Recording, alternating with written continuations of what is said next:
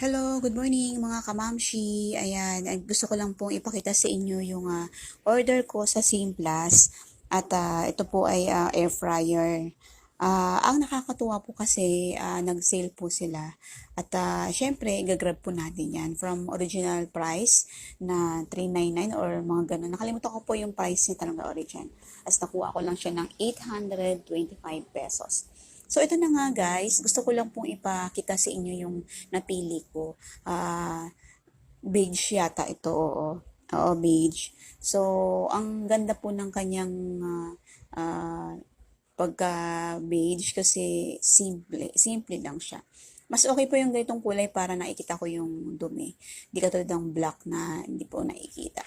So, ayan guys, gusto ko lang talaga siyang ipakita kasi magre-review po ako. Ang bait po ni seller. Salamat po dito at nakakatuwa dito kasi may free na siya na air fryer parchment paper.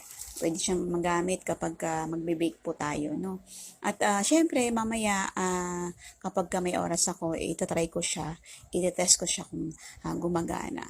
So, ayan po, dito po sa TikTok, talagang makakaabil kayo ng murang product, murang items. So, ayan po, abang-abang po kayo sa mga sale nila. Kung gusto niyo pong mag-avail, pwede po kayong mag-check din po sa kanilang account. Ayan, Simplas. Ilalagay ko po dito sa aking video yung kanilang link kung saan ko nabili itong air fryer na ito. So, mura na po ito guys kasi alam nyo, mahilig ako magluto at talagang gusto ko talagang magkaroon nito kasi before nakikita ko to na mahal so hindi ko talaga kayang bilhin. So, ito yung pagkakataon na nakuha ko siya ng mura lang. So, ayan lang. Bye-bye!